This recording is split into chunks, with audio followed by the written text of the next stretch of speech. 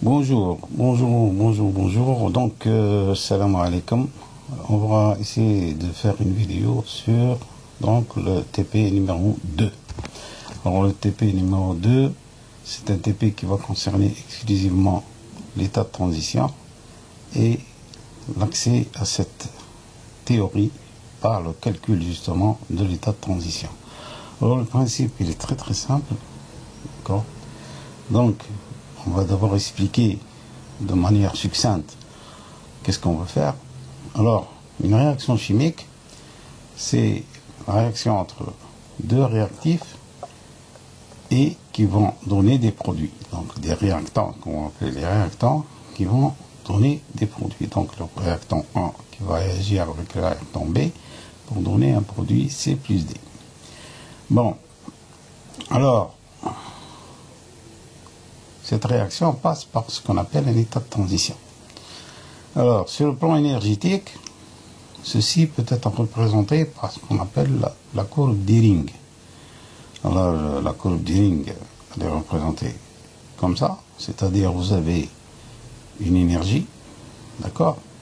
Donc, une énergie qui va être exprimée en kilocalories ou n'importe quoi.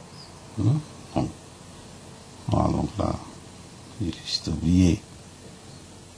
Yes. Voilà. Donc, va être exprimé ici une énergie, par exemple, en kilocalories par mol. Par mol. Voilà. Ça, c'est l'expression donc de l'énergie. Voilà. Alors, donc, on a les réactants donc, qui sont A plus B, qui vont réagir et qui vont donner des produits à travers un état de transition. Alors, ils doivent, bien sûr, monter en énergie, ce qu'on appelle l'énergie d'activation. Et dans la plupart des cas, quand la réaction, on dit souvent que c'est une réaction thermodynamique, ce qui n'est pas pareil lorsqu'on parle de produits. Donc, c'est une réaction thermodynamique, c'est-à-dire que c'est une réaction qui va libérer de l'énergie. Donc, delta G sera négatif. Voilà, donc ce qui nous intéresse, nous, c'est de dessiner, d'accéder avec Gaussian à une courbe de ce genre. D'accord? Donc, on va choisir une réaction. Alors, le choix de la réaction, il doit être fait de telle sorte que vous puissiez avoir des produits différents selon les conditions de votre réaction. Par exemple, si on prend par exemple le propane et on fait une addition, donc ça c'est l'exemple 1, une addition de HBr, on a deux voies possibles. La voie donc, qui va nous conduire au produit Markovnikov, c'est-à-dire le produit qui normalement est atteint, ou le produit anti-Markovnikov, qui est le produit qui logiquement n'est pas atteint. Donc puisque le H, il va se mettre là où il y a le plus d'hydrogène, ça c'est la loi Markovnikov. Donc ça veut dire tout simplement que vous allez faire un carbocation secondaire, alors que si vous mettez le H ici, vous allez faire un carbocation primaire qui est instable. Voilà en gros cette réaction-là. Alors l'alcène doit être asymétrique pour qu'on puisse avoir les deux produits. De même que HBr, c'est-à-dire HX. Donc ça c'est les réactants et ça c'est les produits. Il y a un autre exemple qu'on peut faire, c'est celui-là, c'est-à-dire une réaction de Diels-Alder.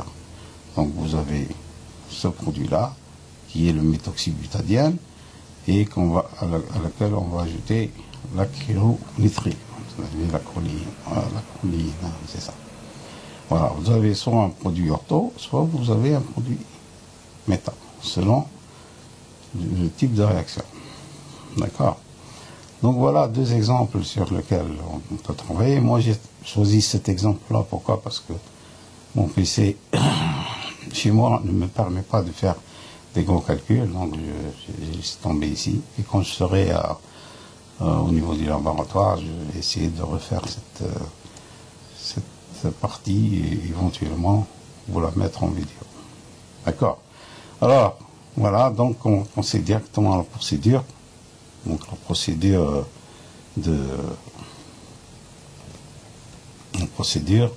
c'est une procédure qui va consister à calculer les énergies, optimiser des réactants et des produits, à rechercher l'état de transition par les différentes motifs possibles, à tracer la courbe des rings, ce que je vous ai montré, à rechercher l'IRC éventuellement et faire une conclusion.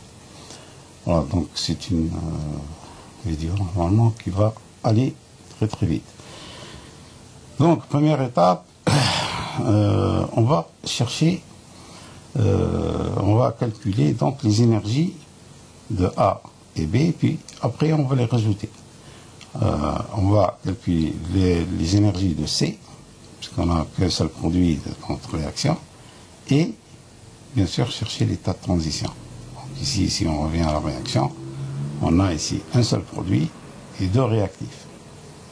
Voilà, donc allons-y pour le calcul. Alors bon, le calcul, on va utiliser un logiciel, le logiciel Gaussian. Moi j'ai que Gaussian 4, voilà. Moi les calculs je les ai faits, donc vous aurez directement, vous les dessinez à chaque fois. Donc prenez le propane, vous le dessinez, etc. Bon, on va insister sur certains points simplement. Et donc vous allez à Calculate, bon, ça prend un petit peu de temps. Vous faites une optimisation, à quel niveau c'est au minimum, méthode, ça c'est la méthode la plus simple. Moi j'ai choisi la DFT. Pour faire d'autres produits, j'ai passé une demi-journée, donc il faut faire attention au choix de la base. Pour avoir à la fin une erreur sévère, donc pas de résultat. Donc vous choisissez une méthode la plus simple possible, comme ça vous pouvez refaire vos calculs. Vous choisissez un titre, voilà, et vous soumettez. Vous êtes soumis, vous dites oui, save, etc. Submit. Voilà. Donc, et vous avez le résultat, donc qui est sous cette forme-là. Donc le résultat, on a dit, c'est un fichier de sortie. Donc c'était le propane. Donc on va voir le propane, le log, son log. Et on a, bien sûr, le résultat ici. Donc au sommaire, vous prenez cette énergie-là. Voilà, vous prenez cette énergie et vous la mettez dans votre fichier Excel. Donc vous ouvrez un fichier Excel. Voilà. Voilà, vous ouvrez un fichier Excel, bien sûr. Voilà. Vous ouvrez un fichier Excel et vous mettez les produits, donc le propane, le HBr, HBr plus propane, l'état de transition Markovnikov, l'état de transition anti-Markovnikov, le produit Markovnikov et le produit anti-Markovnikov. Donc vous mettez cette valeur-là ici. Vous allez en même temps chercher, donc ça on enlève, donc besoin. Donc vous allez ouvrir donc le fichier de HX, donc là ici c'est HBr, c'est directement le log. Après calcul, on a ce produit-là. Voilà. Vous voyez quelle est son énergie, résultat, sommaire, vous voyez son énergie, tac, moins, etc. Voilà. Et puis vous la mettez dans le fichier Excel. Donc voilà, mettez ici. Là, vous faites la somme. Donc ça, c'est D6 plus, c'est-à-dire c'est de là, c'est la somme. Bon, vous faites la même chose pour le produit Markovnikov et la même chose pour le produit anti-Markovnikov, le produit Markovnikov. Donc vous le dessinez, open, donc produit Markovnikov. Voilà. Donc normalement, on est toujours à la même base. Voilà. Voilà. Donc pour produit Markovnikov. Est-ce qu'il est?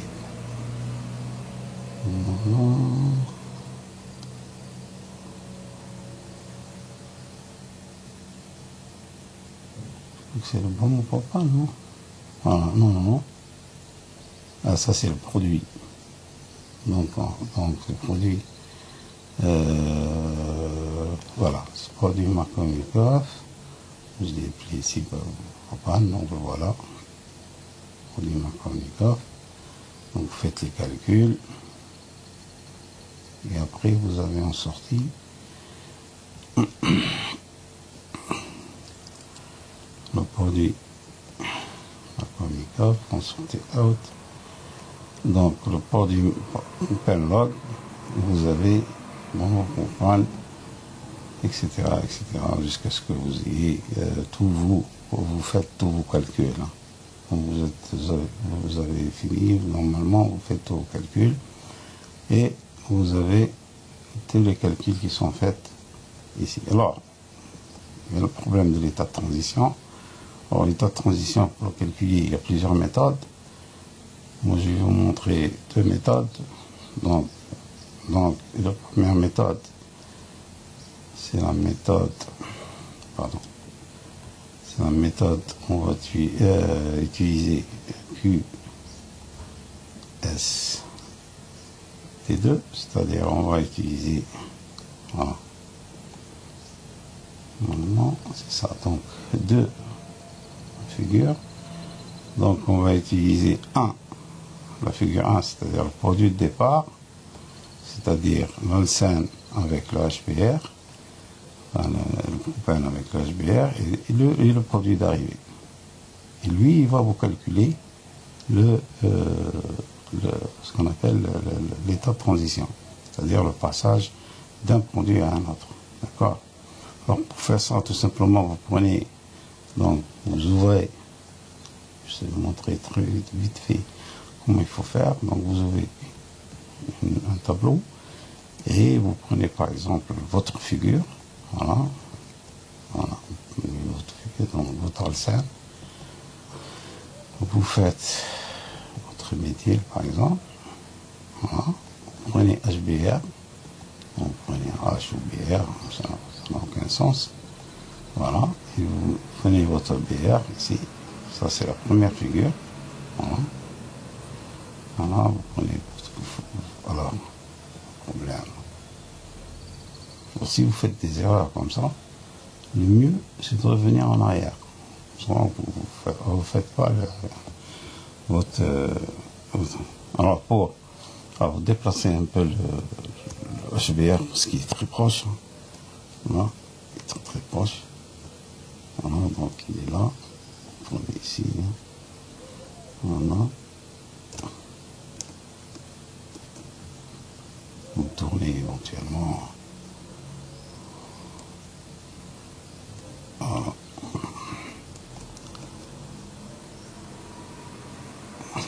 Voilà. Et vous faites, alors pour obtenir la deuxième figure là, c'est le produit de départ. La deuxième figure, vous faites CTRL-C, CTRL-V. Voilà, vous avez 2.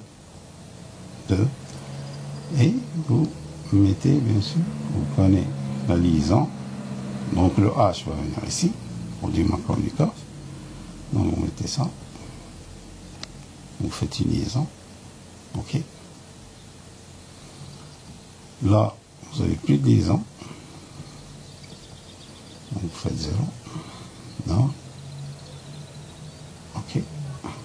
Et hop, voilà. Vous avez une liaison par là. OK. Et là, vous avez une seule liaison. Voilà. Et bien sûr, vous n'avez plus de liaison entre H et BR. Voilà. Voilà. Normalement, votre molécule est terminée, donc vous faites juste un petit coup de balai pour arranger votre molécule. Voilà. Donc ça, c'est le produit d'arrivée. Il faut le centrer, bien sûr. Voilà. Et le 1, c'est le produit d'arrivée, de départ. Donc, le produit d'arrivée, produit de départ. Et quand vous allez faire vos calculs, voilà, job, vous mettez ici optimisation plus fréquence, méthode minimum, vous mettez QST2. Ça va apparaître, vous mettez QST2. La méthode, choisissez la méthode la plus simple possible, donc pilier, etc. en main. Le titre, vous mettez le titre, donc état de transition, Markovnikov, QST2, voilà. Hein, d'accord. Et vous soumettez votre travail. Hein. Voilà. Pardon, là j'ai fait une erreur. J'ai fermé le truc, je sais pas pourquoi d'ailleurs. Je ferme son nom de compte. Alors, donc close. Et vous allez tout simplement à file et on va voir directement le produit Markovnikov, donc 2. Donc celui-là. Alors, on l'output de ça. Voilà, donc ça c'est d'après lui. Hein. D'après il nous donne un état de transition de ce genre. Ce qui est intéressant à voir ici, c'est le résultat. Et vous allez voir le sommaire. Et il faut absolument que vous ayez une seule fréquence imaginaire, ce qui est le cas ici. Vous avez une seule, voilà. Donc une seule fréquence imaginaire qui est égale à 1. D'accord? Et vous avez bien sûr l'énergie dont vous avez besoin. Alors, on va reporter tout ça dans l'Excel. Donc l'énergie, vous allez à l'Excel et vous la reportez ici. Non, c'est pas les mêmes valeurs puisque je n'ai pas utilisé le même logiciel apparemment. Voilà, donc ça c'est pour l'état de transition Markovnikov. D'accord. Vous avez je vais vous montrer, donc ça, celle-là j'en ai pas besoin, donc je garde une seule. Voilà. Voilà. Donc là vous avez la fréquence, vous pouvez voir aussi les vibrations. Vous avez une seule valeur négative qui est celle-là. Vous pouvez même l'animer. Hein. Voilà. Qu'est-ce que vous pouvez voir le spectre aussi, le spectre infrarouge. Donc là, tous les spectres avec les vibrations. Alors si vous appuyez sur une vibration, logiquement, voilà, celle-là, il va vous donner, voilà, c'est ici, voilà, Restart Animation, voilà, à chaque fois que vous appuyez, ça change. Voilà, donc là. Voilà, toutes les vibrations de votre spectre infrarouge. Ça, c'est des bandes CH. Là, on voit bien que c'est des bandes CH. Regardez. Vous voyez? Ça, c'est des bandes CH. Tout ça, c'est des bandes CH. On voit bien que c'est des bandes CH. Voilà. Et là, normalement, c'est des vibrations qui sont nées. Ça, c'est des vibrations angulaires. Et là, c'est des vibrations. Là, c'est des vibrations d'élongation et ça, c'est des vibrations angulaires. C'est des angles, regardez. C'est des angles qui vont bouger. Voilà. Voilà. Enfin, ça, c'est pour les gens qui veulent faire de la tête. Voilà. Donc, on a terminé avec ça. Donc, on fait la même chose, bien sûr, pour l'état de transition. Markovnikov. Alors, pour tracer les courbes maintenant. Pour tracer les courbes, à partir du moment que vous avez le résultat de vos calculs, alors vous mettez 1, 2, 3, 4, 5. Dans 1, vous mettez la valeur de HBr plus propane. Vous la remettez encore une deuxième fois. Ça, c'est une question de pratique pour avoir une courbe, une jolie courbe. Vous mettez l'état de transition Markovnikov. Vous mettez vous mettez le produit Markovnikov, voilà, donc 2 fois. Là, vous le mettez 2 fois. Là, vous mettez le produit Markovnikov. Donc ici, si on veut dire, voilà, donc ici, vous mettez HBr plus propane. Ici, vous mettez HBr plus propane. Ici, vous mettez en ETM. Donc là, vous mettez ETM. Ici, vous mettez produit Markovnikov 2 fois. produit Markovnikov 2 fois. Et là, vous mettez donc HBr plus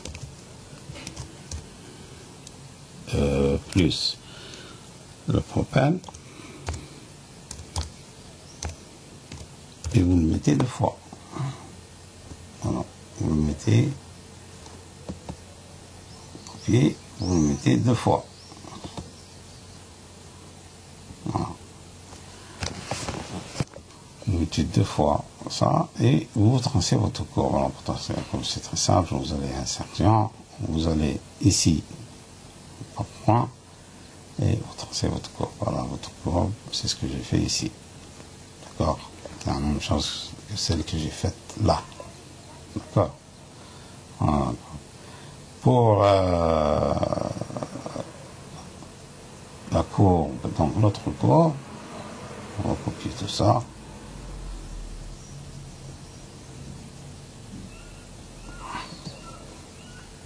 Voilà. Donc là, c'est juste, il faut changer le produit anti-Markovnikov, le produit anti-Markovnikov 2 fois.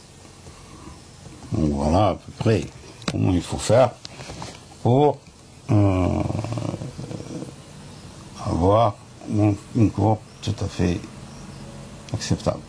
Donc là, la seule différence entre les deux, c'est que là, vous mettez -1, -2, -3, -4 pour que vous ayez la courbe de l'autre côté, pour que vous puissiez la comparer avec l'ancienne courbe. Comme là, on voit la différence entre les deux.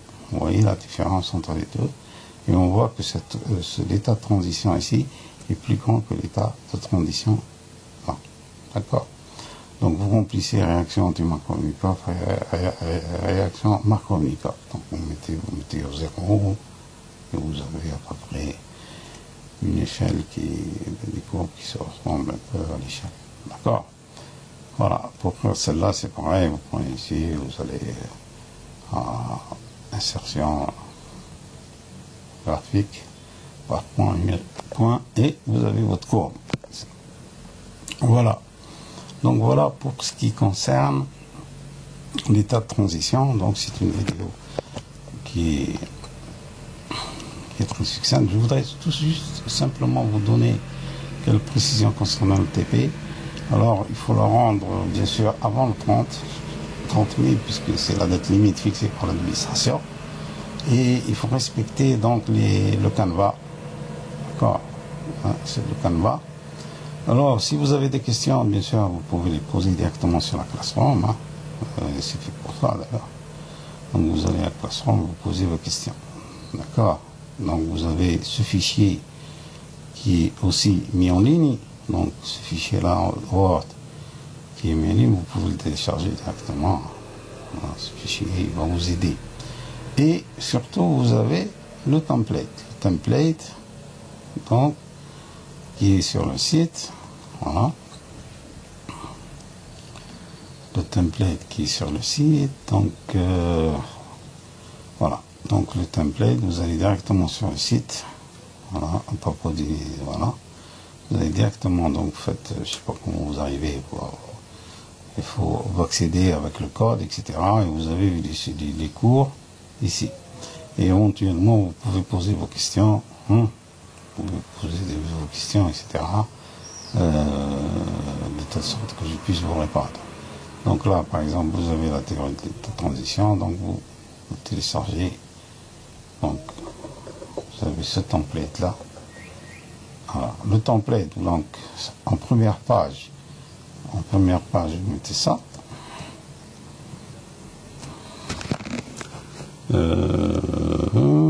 Première page. Voilà. Pardon. Première page, donc vous mettez ça. Concentrer. Voilà, première page, vous mettez ça, Université d'Annaba, toute l'identification, donc vous êtes dedans, votre nom, votre prénom, etc. Donc seulement la date si vous voulez. Trois pratiques de modélisation, donc. Vous mettez le numéro du TP, donc là par exemple numéro 1, numéro 2, donc numéro 1 c'est la théorie des frontières, vous changez le numéro de TP et le titre, donc en deuxième page vous commencez votre TP, donc introduction générale, vous faites un bref rappel bibliographique sur la FMO. Donc la FMO, bon, vous allez directement donc à Google et vous faites Google Scholar. C'est un site très très intéressant. C'est un site très intéressant parce qu'il va vous donner des références, il va vous permettre de chercher par exemple théorie FMO, et il va vous donner des théories FMO, des thèses que vous pouvez télécharger et éventuellement prendre des commentaires et des introductions directement de ces thèses-là. Donc là, par exemple, j'ai téléchargé cette thèse-là. Donc vous avez une thèse d'une équipe de introduction générale, vous avez comment le principe du principe, etc. Là, avec des éditions 3. Voilà, donc vous avez tout ce qui est les commentaires, les conclusions, etc. Vous pouvez éventuellement prendre des articles aussi. Hein. Ça, c'est une thèse de l'université d'Annaba, donc d'un étudiant que j'ai encadré en 2011. Voilà. Voilà, donc ça, c'est une thèse. Ça, c'est une autre thèse. Voilà, c'est à Bilal. Il est actuellement à l'université de Gilles, je pense. Voilà, donc vous avez toute donc introduction générale, but du travail, vous expliquez le but de rechercher en faisant le CTP, qu'est-ce que vous recherchez en fait. Il faut savoir ce qu'on fait. Vous choisissez la réaction. La réaction, vous la choisissez, ça doit être une réaction d'addition de HX sur un alcène, une réaction de Diels-Alder, une réaction de cycloaddition. Vous avez aussi des explications au niveau donc du document Word. Quand vous allez sur le document Word, ils vont bien vous expliquer, on a bien essayé d'expliquer comment on fait le choix de la réaction. Le choix de la réaction. Alors notre choix de réaction, c'est porté sur une réaction de Diels-Alder entre un dièle et un alcène qui est lui aussi asymétrique, comme illustré dans le ci-dessous. D'accord. Bon, là, il y a un petit problème. Je pense qu'elle n'est pas complète. Alors, vous trouverez ça plus complet au niveau de votre... plus complet, c'est mieux expliqué. Hein. Moi, c'est un document Word. Pardon. Voilà. Alors que vous allez avoir... Donc, théorie des orbitales, ça, c'est le... Et vous allez avoir aussi... Voilà. Théorie de l'état de transition. Vous allez avoir ce document-là, qui est le même que celui que je vous montre, mais avec des explications mises à jour. Puisque j'avais eu un petit problème. Voilà. J'ai eu un problème avec des exemples. Notre choix de réaction s'est porté sur deux réactions. Une réaction d'addition de HBr. Sur le propane, exemple 1, et une addition de Diels-Alder, 4 plus 2, entre un diène et un alcène, exemple 2. On notera que tous les réactifs, dont les deux exemples, ça c'est très important, sont asymétriques. Les réactifs, voilà, tous les réactifs sont symétriques. Asymétriques, c'est-à-dire ils ne sont pas pareils par rapport à la double liaison. D'accord? Donc ça c'est très très très important. Voilà. Voilà, donc vous faites votre TP donc sur le template et en respectant, en vous inspirant un peu de la biblio, etc. Et enfin, on va vous procéder, donc vous décrivez les étapes de votre démarche avec laquelle il faut effectuer, donc vous dites voilà ce que je vais faire. Vous faites les schémas réactionnaires avec le logiciel de dessin BioVia et ChemStack, comme je les ai fait moi-même sur là. Donc c'est des dessins qui sont. Tous ces dessins-là ont été faits avec ChemOffice. Voilà, tous ces dessins ont été faits avec ChemOffice ou ChemStack ou tout ce que vous voulez. Voilà, donc bien sûr, vous faites insérer des captures d'écran et de vos résultats, ou des images, hein, des captures d'écran ou images.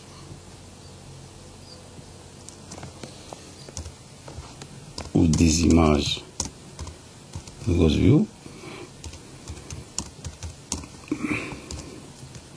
Ghost View. Voilà. Et de vos résultats. Et enfin, vous faites des commentaires hein, expliquant pourquoi vous avez eu ce produit Markovnikov, pourquoi vous n'avez pas eu d'autres produits, etc. Alors, bien sûr, vous expliquez le fait. Pourquoi il faut absolument que vous ayez une fréquence imaginaire, etc., etc. Donc voilà, vous concluez sur conclure en faisant apparaître l'intérêt de cette théorie, par exemple dans le cas de la théorie, dans notre cas c'était FAMO, ça peut être FAMO, ça peut être l'état de transition, ça peut être la DFT conceptuelle, c'est plus général. Voilà donc, grosso modo, comment procéder pour faire votre travaux pratiques. Je vous remercie donc de votre attention. Alors, j'espère qu'on se retrouvera pour la troisième et dernière vidéo qui va concerner donc le TP3, c'est-à-dire l'utilisation de la théorie de la densité de la DFT conceptuelle. C'était un TP très simple, c'est juste des calculs avec des formules qui sont déjà connues.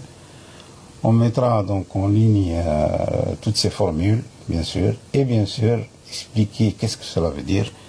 Comme ça, vous allez comprendre à peu près le but de ce TP. Alors, juste une remarque pour terminer, toutes les théories, que ce soit la FMO, que ce soit l'état de transition, que ce soit la DFT conceptuelle, cherche à trouver généralement la régiosélectivité. Sauf que la théorie de l'état de transition, elle est